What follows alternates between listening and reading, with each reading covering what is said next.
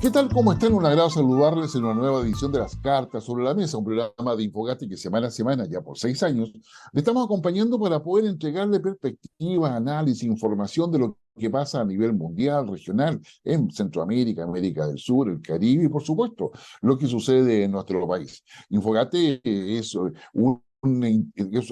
es una innovación, una propuesta periodística que busca la independencia, pero también la objetividad para que usted esté mejor informado y pueda conversar con sus amistades, entornos, etcétera, respecto a temas que consideramos que son relevantes y que de alguna forma marcan no solamente la agenda a nivel mundial, sino que también la agenda a nivel nacional. Agradecemos a Mundo TV que nos facilita el poder llegar a sus hogares desde Antofagasta hasta los lados, a todas aquellas empresas de cable que replican nuestra emisión, y donde está Ñublevisión, Telecauquenes, entre otros, Radio Nunguén en Concepción, que es nuestro media partner, que señor y que siempre le agradecemos su presencia con nosotros en Infogati y en las cartas sobre la mesa, y a su vez también a lo que es nuestras plataformas en las redes sociales, que nos está Infogate a X, como X, digamos, es lo nuevo, entonces hay que colocar entre paréntesis, antes Twitter. Entonces, cierre paréntesis. Facebook, ¿no es cierto? YouTube, Instagram, y por supuesto Thread, que es la nueva red social similar a lo que era X hoy día. Entonces, tenemos una cantidad de cosas donde usted diga no like como corresponde, y también agradecemos, por supuesto, a Joyería Aurus, una joyería que está desplegada de Arica a Punta Arenas y que nos ofrece no solamente todo lo que es propio de una joyería, relojes, joyas, etcétera, sino que además nos ofrece eso que nosotros recomendamos muchísimo, esas barras de oro de 18 quilates de distintos valores, accesibles completamente y que pueden ser un buen regalo, pueden ser un buen presente, puede ser una buena decisión de ahorro para poder mantenerla, considerando que el oro no se desvaloriza y se transa en cualquier minuto, y eso le ofrece Aurus. Así que visite la página de Aurus para que vea qué es lo que nos puede ofrecer, digamos, en todo ese ámbito del ahorro, la inversión, ¿no es cierto? Esta semana en las fiestas patrias, entre la conmemoración de los 50 años, la parada militar y todo eso, tenemos una cantidad de temas. Pero concentrémonos, quizás no en todo porque es imposible, y empecemos por lo internacional. En lo internacional tenemos, yo creo que, temas importantes. En primer lugar, ya el aviso de que la situación bélica en Ucrania va a tender a aumentar o va a tender en la práctica a mantenerse el año 2024. Y eso es una mala noticia para todo el mundo, porque si efectivamente eso es cierto, y para poder decirle esto nos basamos en que ya los países de la OTAN, eh, a raíz de la oferta hecha por Estados Unidos, entregarle F-16 a Ucrania, esto recién van a estar entregados en el mes de enero de 2024. Entonces, tenemos ya el primer atisbo de que la guerra que se vive en Ucrania se va a mantener.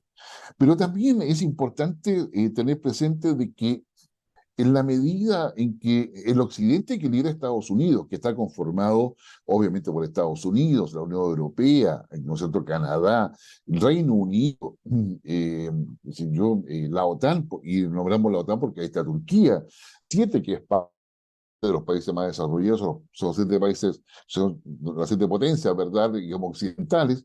Este occidente lo que quiere ver, y no se pone de acuerdo todavía, por lo menos en los debates internos, es que Rusia renuncie, se rinda y entregue todos los territorios, pero además se someta a los imperativos económicos y políticos de Occidente. Bueno, frente a eso, Vladimir Putin, y más allá de lo que ustedes y yo podamos pensar sobre él, no solamente ha sobrevivido a todas las sanciones impuestas por Occidente, sino que ha logrado socios que han ido más allá de lo que se pensaba, no solamente por las 34, 35 abstenciones que se han logrado en Naciones Unidas, sino que también tiene que ver con la convergencia de intereses con India y con China. ¿Cuál es esa convergencia de intereses? No es que sean aliados ideológicos, porque está muy lejos de eso, pero la convergencia de intereses va orientada a que la distribución de poder a nivel mundial no puede quedar sometida a la hegemonía de Estados Unidos o de Europa.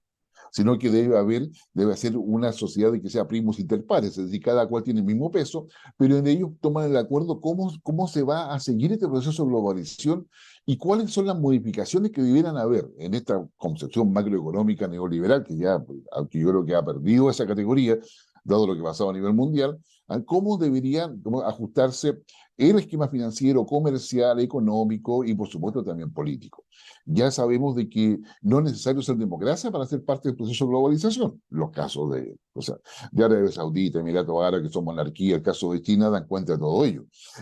Sino que hoy día se requiere en la práctica una visión mucho más integrada, mucho más cooperativa o colaborativa, que permita darle forma a un multilateralismo, yo diría, con mucho más energía para la colaboración y la cooperación.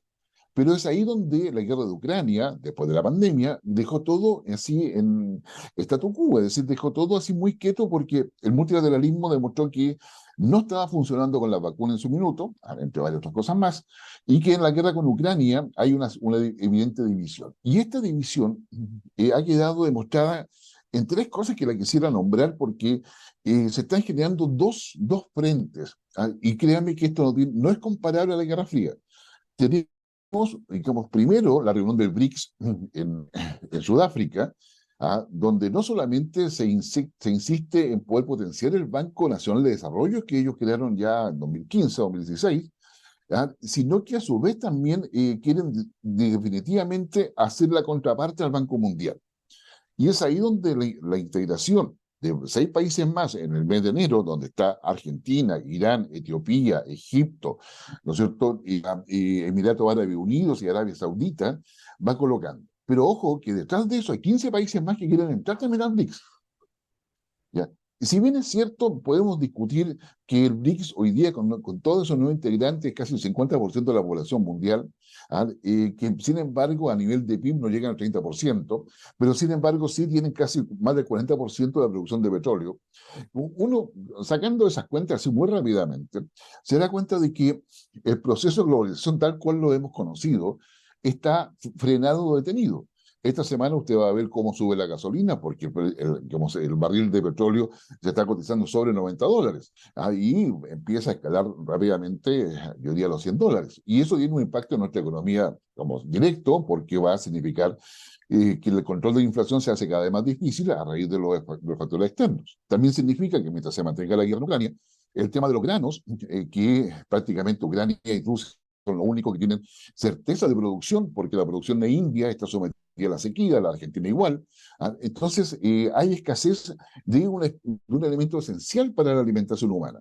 Entonces, aquí hay un tema donde la solución al tema de Ucrania pasa por no solamente asumir que Rusia y su tradición histórica, y su perspectiva cultural, es tan respetable como la de India y tan respetable como la de China. Y que la idea occidental de poder imponer los valores occidentales al resto del mundo, si bien es cierto, digamos, podría ser legitimado y validado, este es un tema de larga historia, de Grecia hasta ahora, por si acaso, digamos, podría ser interesante, todos los intentos no han sido lo suficientemente sólidos para poder mantenerse en el tiempo. Baste ver varios países que han llegado a la democracia, pero finalmente han terminado en lo que siempre han sido. Digamos, Irak, Irán, por ejemplo, entre varios otros más. Entonces, más allá de que hayan avanzado mucho en el secularismo, se mantienen en la estructura cultural inicial. Entonces, acá el tema está en que si la guerra en Ucrania escala al escenario aéreo, esto significa entrar en digamos, en una intensidad mayor y en una espiral mucho mayor en el de la guerra. En consecuencia, si se quiere buscar una solución a la situación de Ucrania, el armisticio, insistimos, es la mejor opción, pero probablemente ese armisticio es imposible mientras Zelensky esté en el poder. Y eso creo que es parte de las conversaciones que se van a tener o se tienen digamos, hoy día en Naciones Unidas, bueno, y se han tenido en varios encuentros privados en Europa. Entonces, yo diría que el escenario internacional hoy día tiene a los BRICS, ¿no es cierto?, como esa reunión que se contrapone a los deseos del occidente liderado por Estados Unidos. a ello se suma la visita de Kim Jong-un, ¿no es cierto?, en su tren blindado a Rusia, y también a eso se suma, ¿verdad?, el G77 en Cuba, donde fue China. El G77, que son los países no alineados, reúne casi 140 países, quienes se reunieron en Cuba, jefe de gobierno, jefe de Estado, y donde China se sumó. Pero a su vez China se sumó no sin antes no haber asistido a la reunión del G20.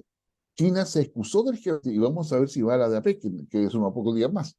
Entonces, eh, China cada vez se está colocando, está tomando más distancia de Occidente, y eso es una mala noticia porque quiere decir que los diálogos y negociaciones entre China y Estados Unidos no están avanzando de la manera en que uno pensaría podría ser. Entonces, eh, yo diría, es necesario mirar con, con perspectiva, y con capacidad de anticipación. Y cuando decimos capacidad de anticipación, estamos diciendo preparados para.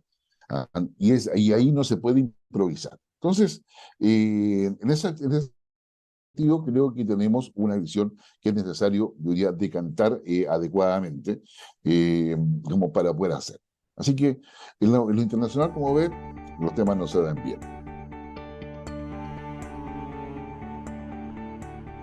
A nivel nacional, yo diría que ya pasados los 50 años, a la conmemoración de los 50 años del golpe de Estado, y con todo lo que se ha dicho sobre eso, que probablemente va a ser materia de muchos debates, y probablemente usted en su casa, en su hogar, digamos, o en su círculo también lo ha hecho.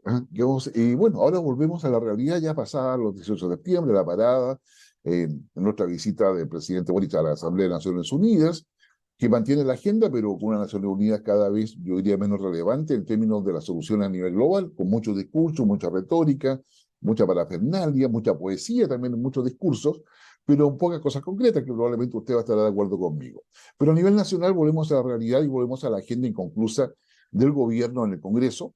Volvemos ya a entrar de lleno a preocuparnos más del proceso constituyente porque empiezan las definiciones y empiezan a saberse cuáles son realmente las normas que van a quedar. Y con el fantasma cada vez más instalado, eh, por la interpretación que se hace en las encuestas. Yo vuelvo a insistir que todas las encuestas, sí es cierto, digamos, van orientadas a rechazar la propuesta constituyente, cuando todavía no conocemos cuál va a ser la propuesta, pero también se deja de lado, en la interpretación de los medios de comunicación, a la cantidad de personas que está indiferente al proceso, no sabe porque no conoce el texto, no le interesa, pero esos porcentajes no son menores. En consecuencia, todo lo que hoy día se pueda decir respecto a la aprobación o rechazo de la propuesta constitucional, sí, digamos, hay una suerte de confianza en lo que se está haciendo, eso sí es evidente. Pero ahora, entre lo que queda de septiembre y particularmente octubre, probablemente nos vamos a sumergir en el debate que se va a dar en la manera en que el Partido Republicano negocia, establece la relación, la alianza, lo que el modus vivendi en realidad con Chile Vamos, pero también vamos a ver cuál es la posición del oficialismo, un oficialismo que no ha querido darle la relevancia a este proceso constitucional y que por supuesto estaría en contra. O sea, es decir, hay un 20% con quien están lo ven en contra, parten y que es el oficialismo.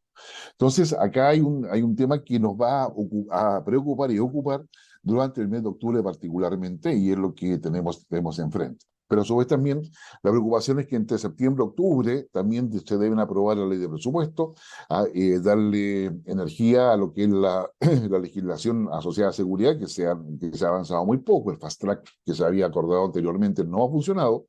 Debemos también, digamos, considerar lo que es el pacto fiscal o la mini reforma tributaria, como usted quiera denominarla, todo lo que es el tema pensiones, todo lo que es el tema ISAPRE, que también está con plazos.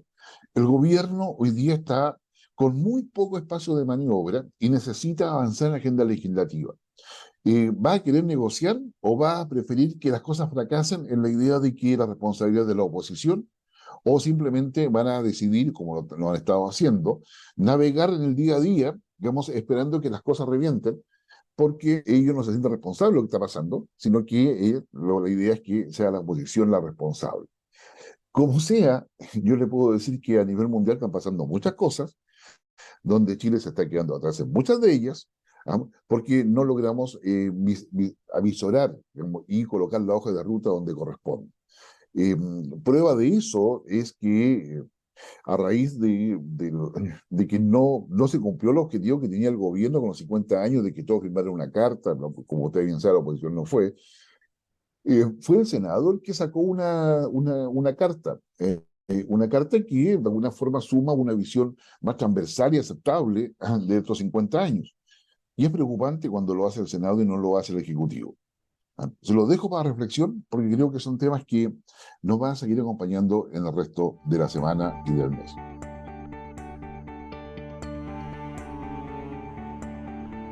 Ahí donde también Chile tiene una serie de compromisos con de aquí al 2035, asociados al Objetivo de Desarrollo Sostenible, asociados a los compromisos que se asumen para poder disminuir la capa de ozono, las emisiones de CO2, y una serie de cosas que finalmente hablan de que todos, nosotros desde usted en su casa, debemos tener una claridad en términos de qué cosa es la eficiencia energética. Bueno, hoy día tenemos a una persona y una profesional que se ha dedicado a este tema y finalmente ha ido consolidando una asociación junto con empresarios que se dedica a lo público-privado, se dedica a la eficiencia energética y justamente es lo que conocemos como ANESCO Chile.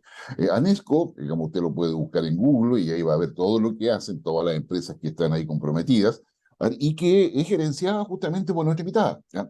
Mónica Gamburi del Curto, gerenta de ANESCO, que es conocida como la Asociación de Eficiencia Energética. Mónica, muchas gracias por aceptar nuestra invitación. Muchas gracias a ti, Guillermo. Un honor compartir contigo en este programa, con la gente que nos acompaña. Y como decías, es un tema muy relevante hoy día en la situación global que vivimos, pero específicamente también en Chile. Es muy relevante que las personas, independientemente de su profesión o su cargo o incluso esté en casa, conozcan qué es la eficiencia energética. Sí, pues claro, porque nosotros muchas veces, digamos, yo crecí con la idea de que, oiga, ¿sabe qué? Apaga la luz, que no gaste tanta luz, porque finalmente, cuando se habla de eficiencia energética, normalmente se piensa en las empresas, o sea, se piensa en los grandes consumidores de energía, pero sucede que ustedes también están dedicados un poco al usuario final, o sea, para decir a la persona que está en su casa y que sufre cuando llega la cuenta de la luz, digamos, mes a mes, y ve que esta sube por factores externos, etcétera, pero finalmente la energía no termina siendo un elemento barato en el día a día de cada las personas, ¿no? Exactamente, exactamente. Mm. Bueno, y para explicarle a las personas que nos están acompañando, probablemente muchas personas escuchan hablar de renovables, de descarbonización, un montón de conceptos como la electrificación. Bueno, y me gustaría también poder transmitirle que en el sector de energía existen muchos actores, ¿ya? Desde los importadores de energía, porque nosotros obviamente necesitamos mucha energía importada, ¿cierto? Materia prima. Hay gente, ¿cierto? Hay empresas especializadas en traer petróleo, gas, ¿cierto? Otros generan la electricidad, otros transmiten la electricidad, otros la distribuyen, pero esto llega a un usuario, ¿ah? Como decías tú, pueden ser empresas, puede ser comercio, ¿cierto? Edificaciones residenciales, al final es el usuario, las personas. Toda esta energía eh, eh, se compra, se transforma y se llega hasta el usuario. Y bueno, ¿y quién se encarga del usuario? Y ahí estamos nosotros como gremio, obviamente, tratando de dar soluciones para que ese usuario sea la persona en la casa, ¿cierto? Sea en una minita, una pyme o un retail, ¿Mm? un gran edificio, un hospital. Bueno, ¿cómo hacemos para que ese usuario pueda usar bien la energía y obviamente tener un impacto no solamente en la boleta final, ¿cierto? En lo que va a pagar de energía, sino que también tenga un compromiso medioambiental, porque al final esto significa reducir ¿Mm? emisiones.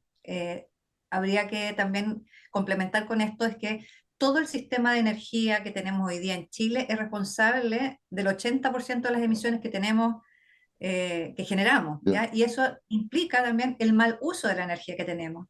Entonces, por lo tanto, ahí la importancia de hacer eficiencia energética. O sea, oye, Mónica, a ver, cuando hablamos de energía, estamos hablando de los combustibles, llámese petróleo, benzina, parafina, estamos hablando del gas, estamos hablando de la energía eléctrica, También.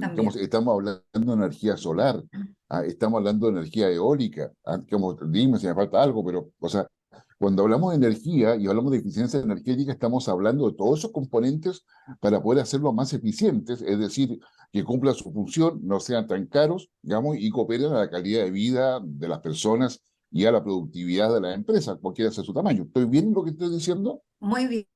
Y de hecho es muy importante distinguir, porque energía es todo, incluso Mm, a veces se separa energía de agua, y el agua también es mm, energía, ¿ya? mm. De hecho, parte de la electricidad antiguamente, una parte importante de la electricidad que se hacía era obviamente con aguas lluvias, ¿cierto? Yo- Bueno, es- todo lo que hoy día nosotros consumimos en Chile, el 80% es de uso térmico, o sea, se quema. mm, Son combustibles, es el petróleo, el gas, también es la biomasa, es leña. Centro-sur de Chile mm. tenemos una problemática importante con la contaminación porque se usa para calefaccionar en las casas, y también yo lo he visto en hoteles, ¿cierto? En industria, todavía hay mucho uso de leña. Entonces, son todos los tipos de energía renovables y no renovables los que nosotros tratamos de alguna manera de hacer un mejor uso. No es fácil, no es llegar a invertir, toma mucho tiempo. Entonces, claro, cuando le llega la energía a nosotros ya hay un montón de inversión y hay un montón de costos hacia atrás. Entonces, también es importante pensar de que podemos usar la energía, la que tengamos disponible, de mejor manera. Y en eso estamos trabajando, por supuesto, para ese 80% que usamos, que es más fósil, es térmico, que se Mm. quema, contamina, y ese veintitantos por ciento que es eléctrico, bueno, pudiéramos mejorar su uso, digamos. En eso estamos. Mónica, una curiosidad, ¿cómo llegaste a todo este mundo? Porque ANESCO finalmente nace en el 2007, hay proyectos, hay financiamiento externo, Fundación Chile, Corfo, finalmente, digamos, se consolida como una asociación de eficiencia energética. ¿Y tú cómo llegaste ahí? ¿Cómo llegas? Porque tú eres periodista, entonces, ¿cómo te insertas en este mundo de la energía que hoy día ya estás gerenciando completamente a través de todas las empresas que son socios de ANESCO? Bueno, la historia es que yo efectivamente tenía una agencia de comunicaciones y Anesco era uno de mis clientes, en el Ya. fondo. Era una de las instituciones que yo asesoraba en ese momento. Y yo siempre tuve una visión de apoyar a las pymes, a las empresas que estaban empezando a innovar. De hecho, hay unas marcas muy populares hoy en día en vigilancia, en seguridad, que yo los asesoraba en ese tiempo, cuando estaban recién emergiendo, ¿cierto? Apoyándolos con Corfo, cómo comunicar, cómo hacer una marca, cómo hacer conocido y entendible un producto, un servicio en un mercado muy competitivo. Entonces yo me dediqué a ayudar a las pymes que estaban en innovación, en temas medioambientales, energía, y bueno, ahí Mesco era una de las instituciones a las cuales yo asesoraba, y en algún minuto el directorio se queda sin gerente y me dice, Mónica, ¿te puedes hacer cargo tú por un tiempo? Porque no hay nadie más que sepa y entienda Nesco.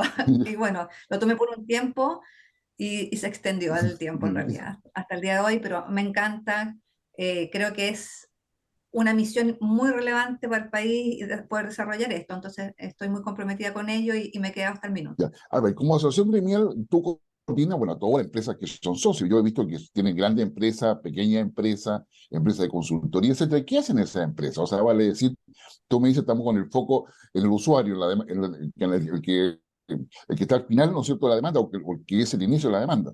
¿Ya? Exacto. ¿Qué es lo que hace? Bueno, pues, gracias por la pregunta, porque es bien amplio, es súper transversal. Tenemos empresas especializadas en diferentes tipos de tecnología eficiente, equipos eficientes. Tenemos empresas que se dedican, por ejemplo, a ver cómo se mide la energía, ¿cierto? Cómo monitorean la energía. Los asesores, por ejemplo, son especialistas en levantar información respecto de los consumos, cómo es un edificio, qué energía, eh, eh, cuáles son las energías que está consumiendo, de qué manera está consumiendo, y esos asesores después, a medida que toman los metros cuadrados, la estructura, cómo es la estructura, cómo se está gastando la energía, cuáles son los procesos que tienen, etcétera, pueden proponer un plan de mejora.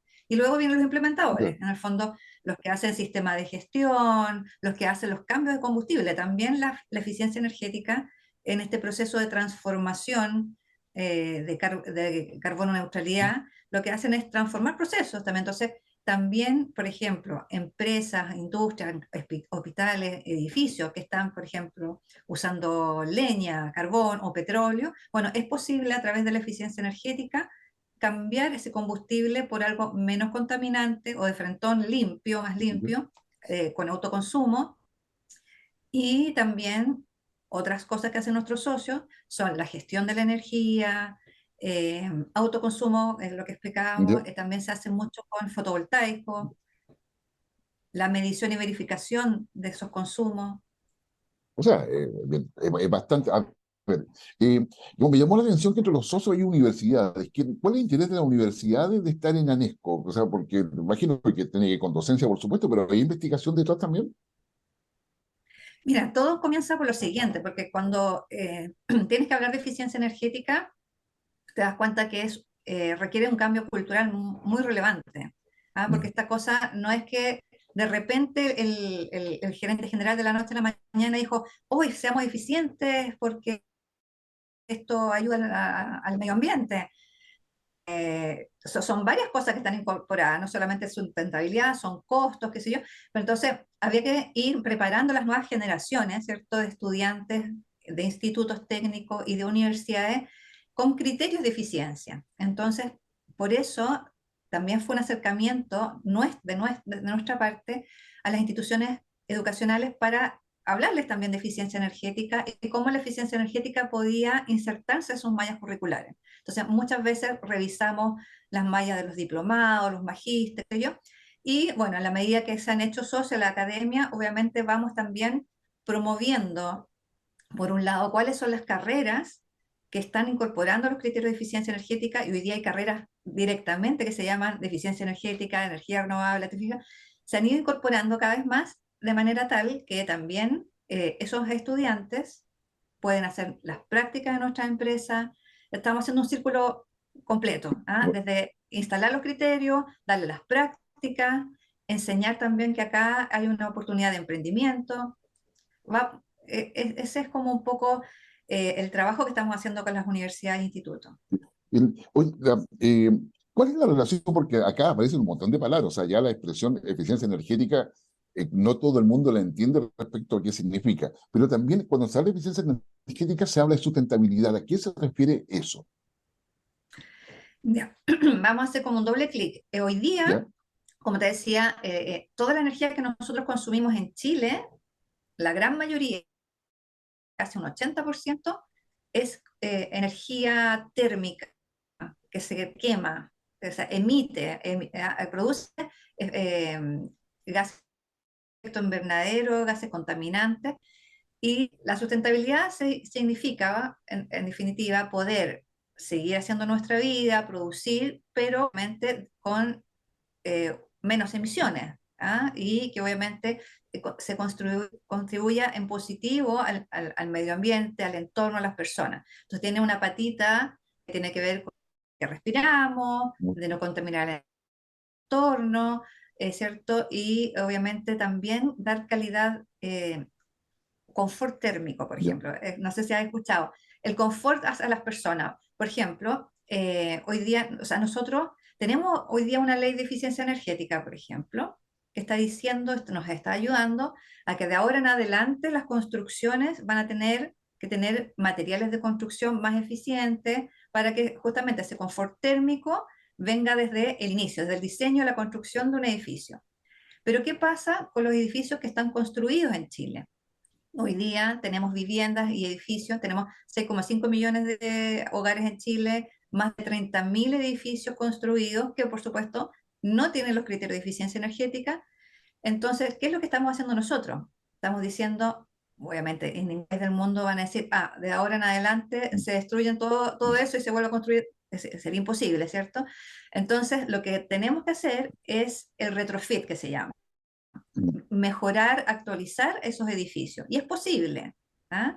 Tenemos las competencias, están los inversionistas disponibles. Entonces, lo que nosotros tenemos que hacer, entre todos los socios, o cada uno con una especialidad, es decir, perfecto, acá hay un edificio que hoy día tiene menos confort térmico, menos calidad ambiente, está la gente pasando frío, bueno, podemos decir, lo podemos aislar térmicamente por fuera, podemos cambiar ventanas, podemos tener una bomba de calor, ¿cierto? Y podemos hacer un cambio que también produce más confort térmico interior, Ujú. pero también disminuye costos porque es una tecnología mucho más eficiente que gasta menos, ¿te fijas? Entonces, en la medida, tenemos también otra medida, los ascensores regenerativos. Se puede Ya. hacer un cambio de ascensores, que tú sabes que los ascensores regenerativos, que son más eficientes, en la medida que suben y bajan, generan tu propia electricidad para el uso del edificio. Entonces, hay un montón de alternativas que podemos decir, ¿sabes qué? Podemos hacer que bajen los costos de ese edificio, que la gente tenga mejor calidad de vida y estamos también al mismo tiempo ayudando al medio ambiente. Por eso es sustentable, porque de alguna manera estamos creando un círculo virtuoso de cómo se usa la energía y estamos creando menos en ambiente. Eso es como resumidas cuentas. Ya, a ver, con eso, como ustedes, digamos, han participado en la mesa de trabajo, es decir, en lo que es alianza público-privada, y han tenido, según entiendo, un rol importante en lo que hace el Ministerio de Energía, tanto con este gobierno como el anterior, es decir, digamos, es un tema bastante transversal y que está por sobre, digamos, en las ideologías de turno que hay en el gobierno. ¿Cómo, Sí. cómo ha sido esa relación con los gobiernos, por una parte? Y por otra, han logrado llegar, por ejemplo, a las municipalidades, porque las municipalidades, digamos, tienen que pagar la luz de la calle, tienen cosas, digamos, tener iluminación pública que sea también eficiente. Y el edificio que tú nombrabas, o sea, tenemos un edificio con quien converso con la municipalidad, converso con ustedes. ¿Cómo es ese mundillo que se genera en torno a esa necesidad que hay de eficiencia energética y las prestaciones del Estado y de ustedes? Mira, tenemos, bueno, todos los años, obviamente, con cada administración nosotros nos acercamos a trabajar con el Ministerio de Energía y tenemos eh, el orgullo de mantener una política de Estado en energía que ha trascendido los gobiernos de turno, digamos. Entonces, es un compromiso de Estado y la eficiencia energética más o menos ha permanecido, no es el hermano mayor, digamos, de todas las preocupaciones del Ministerio de Energía, pero siempre está, y tenemos un equipo que de alguna manera nos contribuimos, nos conectamos y nos colaboramos. Yo creo que ha habido pasos importantes, no solamente por el trabajo que se hizo para tener una ley de eficiencia energética, que de ahora en adelante, por supuesto, va a ir abriendo espacios para que esto vaya masificándose, sino que también uno de los pasos importantes que se dieron en esta colaboración público-privada tuvo que ver la formación de una mesa público-privada de fomento ESCO. Y para la gente que nos está escuchando, el modelo ESCO es un modelo de financiamiento que permite hacer muchas veces todas estas mejoras, estas adaptaciones, estas actualizaciones en un edificio o una industria cuando hay alto consumo, y lo que se hace es hacer estas implementaciones de mejora y se van pagando del ahorro. Bueno, esto en el sector privado fue posible, pero había obviamente un pequeño mito de que en el sector público no se podía hacer. Entonces, producto de esta mesa público-privada, logramos demostrar que efectivamente sí se podía, un largo trabajo con abogados, con Hacienda, con Contraloría, con un montón de estamentos del Estado, hasta que se comprobó que efectivamente era posible. Y ahí se logró hacer eficiencia energética en el Estado. De hecho, se hizo un programa muy importante de eficiencia en edificios públicos. Se hicieron más de 40 edificios públicos donde estaba PDI, Fuerzas Armadas, incluso hospitales públicos de alta complejidad, en los que por supuesto fue súper importante hacer esas mejoras, porque de alguna manera, por ejemplo, un caso emblemático es un hospital que usaba carbón para calentar agua caliente y calefaccionar el hospital, lo cual parece paradójico, pero aún sucede. Y bueno, a través del proyecto de eficiencia energética lo que se logró es hacer el cambio de combustible, pasamos de un carbón, de que la gente salía con tizne del hospital, hasta hacer un cambio de todo lo que era calefacción a gas, y se hizo toda la iluminación LED, ¿cierto? Que es mucho más eficiente. Se instauró también todo lo que era monitoreo. un poco de lo que es gestión de la energía, entre otras cambios y mejoras. Se hizo un proyecto lo más integral posible para la época, ¿cierto? Y se demostró que en definitivamente se podía hacer este cambio, se mejoró la calidad no solamente del entorno y de la gente que estaba trabajando ahí, sino que por supuesto significaba menos costos, menos contaminación, etc. Entonces, ahí hubo un paso importante y yo creo que hoy día tenemos que volver y estamos retomando esa conversación con el jefe de sostenibilidad del ministerio, porque creo que fue un importante paso, no solamente como gremio, es importante, porque esos ejemplos, efectivamente, ir homologando, se van de alguna forma imitando, ¿cierto? En la medida que se conocen estos casos. Y respecto a los municipios, ahí es bien complejo, ¿ah? Los municipios estamos tratando de abordarlo, de hecho, hacer un evento el 21 de noviembre con ese foco, con el sector público en general, edificios públicos y también lo que es municipios, para explicarles, en definitiva, cómo se hace la eficiencia, qué es este modelo virtuoso denominado ESCO, de los Energy Services Company, que de alguna manera comprometen su trabajo en base al logro de estos ahorros para que se logre su pago. Entonces es muy virtuoso, pero hay que entenderlo y las licitaciones públicas tienen que obviamente hacerse en esos términos. Y hoy día estamos analizando con el Ministerio de Energía justamente es cómo podemos hacer esas licitaciones para proyectos más grandes y que, por ejemplo, duran más de 4 años. Y hoy día tenemos esa complejidad de que aparentemente pudiese ser una barrera, esperamos que no, hay que se desmitifique eso y lo podamos resolver, de cómo podemos hacer un proyecto de más largo plazo, donde podamos incluir, por ejemplo, autoconsumo, que son proyectos o más integrales, que son más caros, y podamos tener payback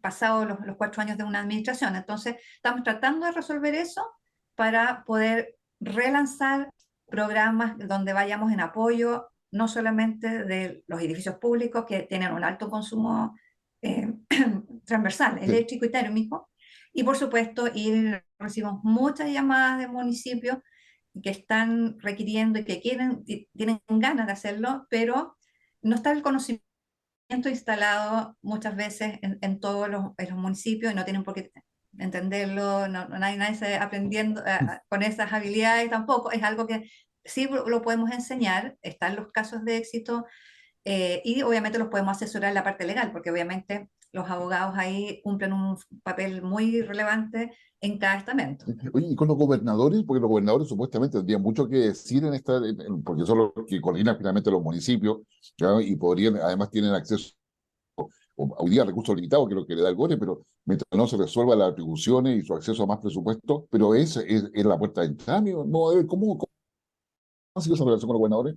La verdad es que es muy distante. ¿Ya?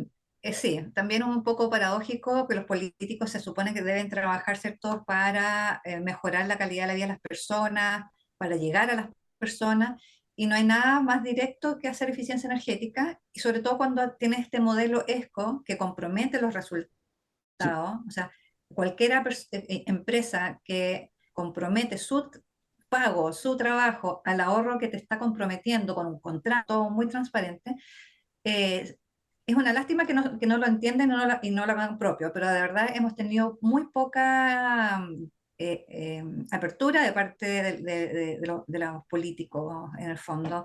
Eh, los gobernadores no son los que nos están llamando, digamos, nosotros estamos golpeando puertas, nosotros estamos acercándonos y sí también recibiendo muchas llamadas de municipios de asesoría, ¿no? De pedir ayuda. Así que también ahí estamos intentando juntarnos con algunos gobernadores hace algún tiempo para poder explicarles de qué se trata esto y que está disponible y efectivamente por la inversión, la poca inversión que puede hacer el estamento público, bueno, esto viene más de la mitad o viene por la parte de la privado, ¿no? Que también los privados van a hacer una inversión para poder implantar. Entonces, es un retorno O sea, multiplicado, digamos. claro, como se dice, es win-win, o sea, ganar-ganar. O sea, en el fondo, como aplica eso, digamos, el proyecto se paga por ambos. por los resultados obtenidos, por el ahorro que se genera, en consecuencia el delta a poder financiar el mínimo en términos de lo que sea necesario. Oye, digamos, hablando de, yo estoy así como de la ignorancia preguntándote, pero digamos, hablando de eficiencia digamos, energética, ¿qué pasa con la basura? O sea, bueno, la basura es lo que todos conocemos porque la sacamos día a día. Pero eso técnicamente son los residuos, están los residuos de hogares, los residuos industriales, y también hay mucho, yo por lo menos lo que he leído, mucha relación con lo que es la energía y la posibilidad de generar, ¿no es cierto?, de reciclaje para poder usarlo. ¿Eso también está en el área que ustedes trabajan? Así es, así es. Para nosotros todo es energía, o sea, están las energías convencionales, ¿cierto? Que hablábamos, ¿Ya? gas, petróleo, eh, biomasa, etcétera. ¿Ya? Pero también están estas energías que vienen de los residuos, residuos también de aguas residuales, por ejemplo, que también ahí se genera un reciclaje de eso y subproductos son muchas veces complementarios para varias industrias, este tipo de soluciones que también dan nuestros socios. Y también la energía, no está tan desarrollado, sí, el uso de la basura, por ejemplo, como energía, pero yo creo que ahí hay una tremenda oportunidad. Hoy día vemos en el mundo que hay ejemplos clarísimos de cómo esto puede significar calefacción distrital, Así es. ¿cierto? Entonces, en el fondo hay conexiones donde se quema una basura, obviamente en una fórmula Ujú. específica, ¿cierto? Que, donde no arroja contaminante al exterior, está todo bien controlado, y ese calor que se produce se va vía cañerías por la ciudad, a los edificios, qué sé yo. Eso es una aspiración, se está trabajando, de hecho hay varios socios nuestros que están en el tema de energía distrital, pero hoy día el tema que se basaba en basura, hoy día todavía no lo tenemos desarrollado, pero sí otros de residuos, ¿ah? Residuos animales, por ejemplo, que sí genera también gas, calor, están siendo utilizados en algunos centros más productivos, industriales, por ejemplo. Ya. A ver, tú hace un tiempo atrás escribiste una columna en el Mercurio sobre la idea de terminar con la tarifa de invierno. Qué sé yo, cuál es el enfoque ahí? Porque finalmente a todos nos interesa, así que como todo en invierno sufrimos, ah, no, puta, apagué la luz, porque si no, ¿cómo vamos a pasar el límite que nos estableció la compañía? ¿Qué pasó con esa idea de la tarifa de invierno? Ya, bueno, aclarar que la columna es justamente lo contrario. ¿Ah? ¿Ya? Hay una moción, una intención de ciertos políticos en una propuesta, ¿cierto?, de eliminar la tarifa de invierno. Efectivamente se eliminó. ¿Ah? ¿Ya? Eh, yo lo que decía ahí es que como el impacto era tan menor, porque en el fondo los que pagan la tarifa de invierno son personas que gastan sobre 430 kilowatt hora, ¿no? Entonces, y la verdad es que el promedio en Chile es de 300. Entonces, en el fondo los que pagan más no son la mayoría. Entonces yo lo que explicaba en esa columna es que efectivamente si nos poníamos si fuéramos sinceros, si efectivamente nos uniéramos todas las posiciones, todas las instituciones, los gobernadores, los diferentes políticos, etcétera, alineados en los impactos que significa la eficiencia energética en los puntos de consumo, o sea, en todos los usuarios, en los más de 18 millones que somos en Chile y que estamos sectorizados, ¿cierto?, en consumo residencial, industrial, comercial. Bueno, si en cada punto de consumo pudiésemos tener más facilidades para poder implementar eficiencia energética, otra historia se Mm. contaría. O sea, los ahorros por disminución de consumo de energía no solamente aseguran el negocio futuro de todas las empresas de electricidad o de energética, ¿cierto?, de generación, sino que también significa en el largo plazo disminuir emisiones como no lo hemos hecho nunca hasta el minuto. O sea, ahí es un impacto muy, muy, muy importante. Estamos pensando que a lo menos el 35-40% de las emisiones se podrían disminuir con medianas medidas de eficiencia energética. Entonces, bueno, mi punto era ese. Ok. Hagamos algo que permita de que todos los usuarios hagan eficiencia energética y con ello obviamente bajan todos sus costos y bajan todas las emisiones y para Chile es un tremendo impacto. No, no, sin lugar a dudas. Entonces, no, créeme que me estás convenciendo del tema de eficiencia energética. Ahora, yo tengo mi casa, yo solo acá, digamos, ¿puedo hacer eficiencia energética o necesariamente tengo que convencer a toda la cuadra, o a todos los habitantes del edificio, dependiendo de donde viva, de que debemos hacer algo? Yo lo puedo hacer individualmente y va a tener un retorno para mí de ahorro. Por supuesto que sí. O sea, piensa tú, Guillermo, que las casas antiguamente, los edificios, se construían como con los materiales que había. Entonces, hay materiales Ujú, que tienen cero o muy mala aislación térmica. ¿Ah? entiendo. Las paredes, por ejemplo, transmiten y traspasa el frío, la humedad, ¿te fijas? Porque no hay una aislación apropiada. Hoy día existe, ¿ya? Entonces tú hoy día, por ejemplo, eh, eficiencia energética y en diferentes escalas, y a diferentes niveles de presión. Estoy hablando de que, por ejemplo, la gente que tiene menos recursos incluso puede sellar ventanas y sellar puertas y ya con esa mínima fuga del calor interior de la casa vas a tener obviamente mejor sensación térmica interior, pero también vas a gastar menos electricidad para calentar o menos gas para calentar, ¿te fijas? Eso es en situación de... Y lo mismo, por ejemplo, a otra escala, si tú tienes mayor presupuesto, puedes cambiar ventanas.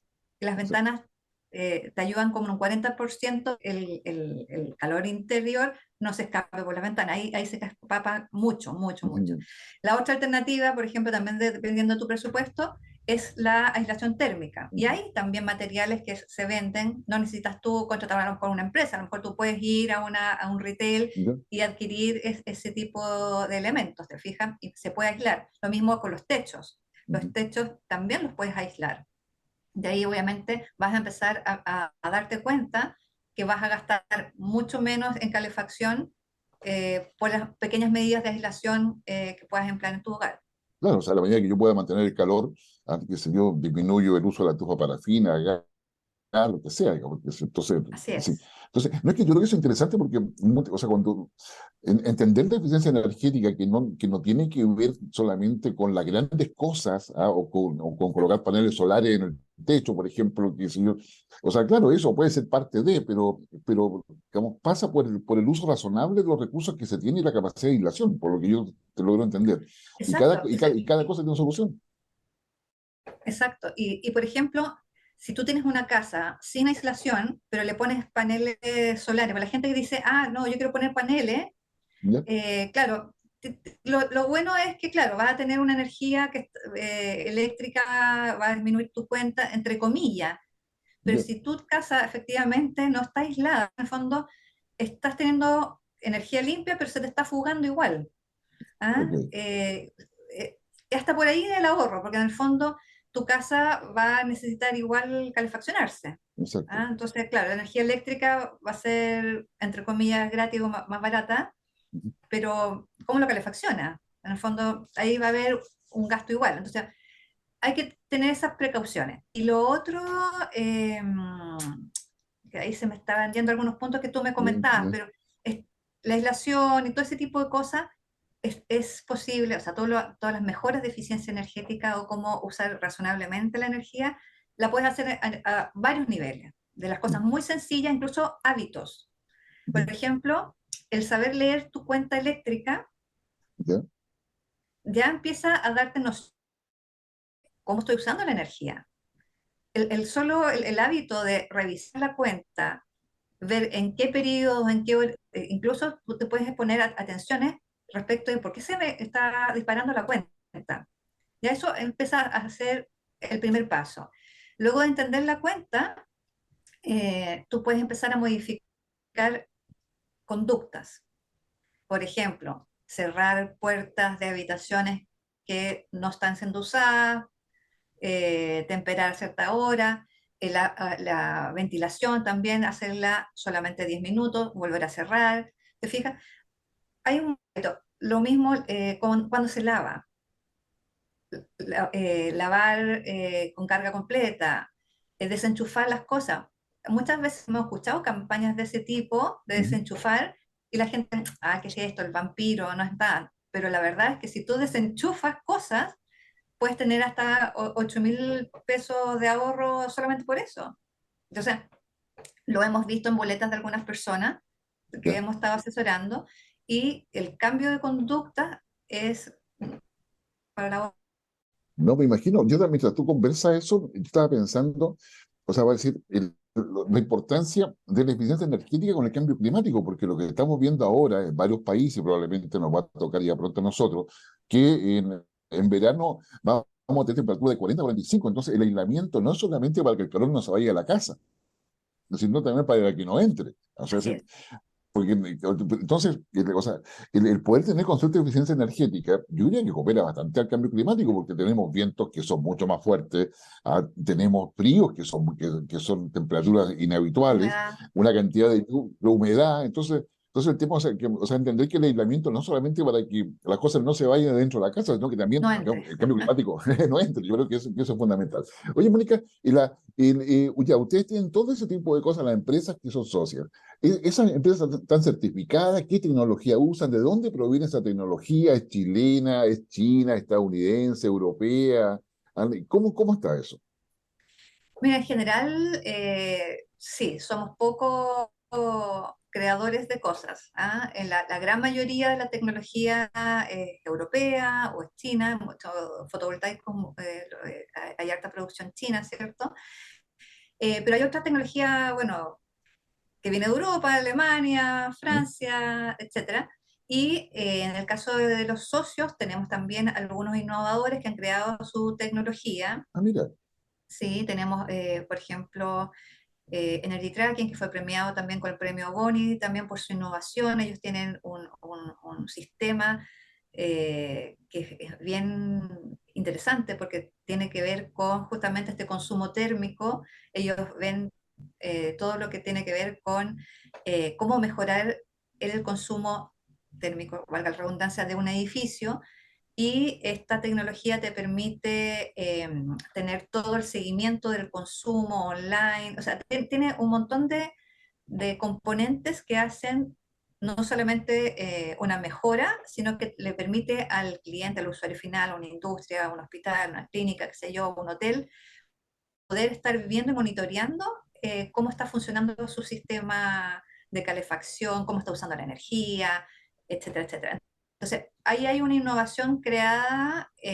También tenemos, por ejemplo, algunos que han creado eh, todo un sistema en base a lombrices, por ejemplo, para la ya, reutilización de agua, ¿cierto? Tenemos esa creación, tenemos otros que están también trabajando mucho en lo que es el monitoreo de distintos tipos de energía, como el gas, la electricidad, y que también da información al usuario o al cliente en tiempo real, pequeñas cosas que significan un montón, porque al final así a través de ese tipo de tecnologías haces evidente, visible la energía, que a veces dicen, hoy no se ve la energía o no se ve la eficiencia. Bueno, con este tipo de tecnología es posible visibilizarla, monitorearla, medirla, y esas son algunas de las innovaciones y las tecnologías que se han creado en Chile y que la están usando, o se la han creado nuestros socios y la están usando, implementando en varios eh, sectores productivos también. ¿sí? No, o sea, de ahí hay que apliquemos la inteligencia artificial, pero un paso nomás, eso, porque finalmente Sí. la inteligencia artificial te va a poder permitir hacer muchas cosas más. O sea, de hecho, sí, se está empezando a usar, se está empezando a ¿Ya? usar justamente para poder analizar mucho más datos. ¿Ah? ¿Ya? Y creo que es un tremendo avance. Yo creo que, bueno, y la Agencia Internacional de Energía así lo ha sindicado por varios años hacia atrás, de que la tecnología nos va a permitir hacer más eficiencia. O sea, por ejemplo, los primeros paneles solares no eran tan eficientes como los que son hoy día y probablemente mañana van a salir otros que son más eficientes. Y así, hay toda una tecnología de eficiencia también en la construcción que son más eficientes que lo que teníamos antiguamente. Entonces, es un habilitador, por supuesto, de la eficiencia energética. ¿Ya? ¿Ustedes están integrados o están conectados con el tema de hidrógeno verde o no? Sí, sí, hay un par de socios, de hecho, que están en eso y tienen sus primeras plantas y están trabajando. De hecho, Gasco está en un proyecto de convertir combustible y sacar también de ahí hidrógeno. Entonces, sí, es algo que hay que hacer, o sea, es como también la electromovilidad, son conceptos que están ligados a la eficiencia, ¿ah? Es parte de. Hoy, por ejemplo, cuando estamos convirtiendo un edificio residencial, lo estamos eficientando, que esto es lo que hablamos del retrofit, que se llama ¿ya? internacionalmente, estamos mejorando un edificio. Bueno, no solamente lo tenemos que mejorar para que consuma eficiente, sino que también tenemos que habilitar para que tenga estacionamientos, ¿es cierto?, con cargadores eléctricos, porque vamos para allá, ¿cierto? Entonces, todo eso, el autoconsumo sustentable, limpio, a través de geotermia o fotovoltaico, también es parte de la solución, ¿ah? Se complementan, es la única manera.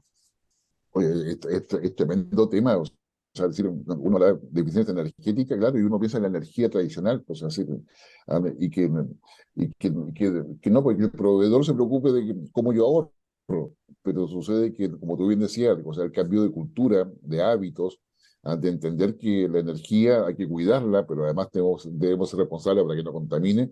Yo creo que es un cambio que no es fácil en países como los nuestros, definitivamente.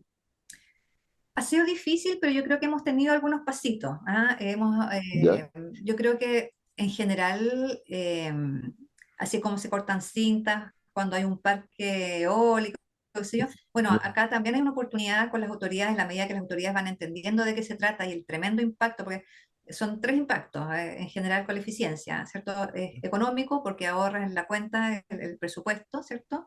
Hay un impacto importante medioambiental, por lo que reduce emisiones. La eficiencia energética, a diferencia de cualquier otro tipo de proyectos energéticos, estos son de corto payback, o sea, son de corto impacto, los impactos son más rápidos, son prácticamente al tiro, van directo al final de la raya de la suma, digamos. Va Exacto. inmediatamente, son muy visibles, y lo otro es social. ¿Social por qué? Por un lado, crea empleo. Por cada $1.000.000 hay 15 empleos generados por eficiencia energética.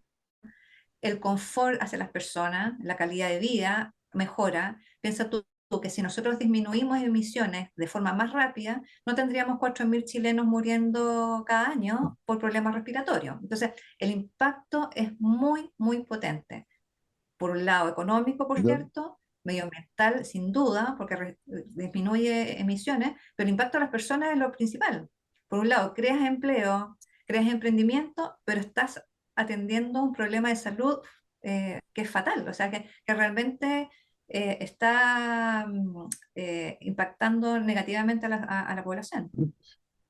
Mónica Gamuri, te quiero agradecer enormemente por la gentileza y la detallada explicación, porque no es fácil. Entonces, yo me encuentro con reuniones donde todo el mundo habla la mitad en términos de inglés, con lenguaje técnico muy difícil, pero a ti te agradezco muchísimo porque yo creo que el tema de la eficiencia energética es un tema que importa a todo el que nos escucha, nos ven y nos escuchan, desde Antofagasta hasta Puerto Montt, por lo menos hasta los lagos, y aparte de los que nos reproducen en el resto del país, tanto en el norte, que se Ñuble, Maule, en fin. Así que muy agradecido, Mónica Gamuri, por, digamos, gerente de ANESCO. Búsquelo ANESCO, y bueno, empieza a hablar, converse ahora, después que termine el programa, váyase a conversar con su familia, con sus amigos, sobre lo que es eficiencia energética, digamos, y va a ver que probablemente solamente conversando va a estar en lo que está en la agenda mundial, y en la agenda de las prioridades de toda la autoridad y toda la política a nivel global. Así que Así es. te agradecemos, Mónica, una vez más. Gracias a ti, Guillermo, por la oportunidad y encantada. Y bueno, ojalá que haya quedado un poquito más claro de qué se trata la eficiencia energética y el gran aporte a la sociedad. No, muchas gracias. Y usted que nos sigue semana a semana en las cartas sobre la mesa, estamos en nuestra sexta temporada ya, así que es un tema para que usted converse con su entorno familiar, de amistades, pero tenga algo diferente de conversar, ¿ya? Y dialogue, porque finalmente recuerde, la democracia se consolida dialogando. Si no aprendemos a dialogar sobre este tema y otros temas, porque no todo es coyuntura política, también hay cosas importantes que la trascienden, como esta suerte de decisión de un país que por varios gobiernos mantiene la idea de que la energía hay que cuidarla por los compromisos internacionales y por las necesidades también de ser mucho más productivos, mucho más resilientes y mucho más efectivos y eficientes en el uso de lo que tenemos. Así que los vemos la próxima semana, que estén muy bien y muchas gracias nuevamente, Mónica.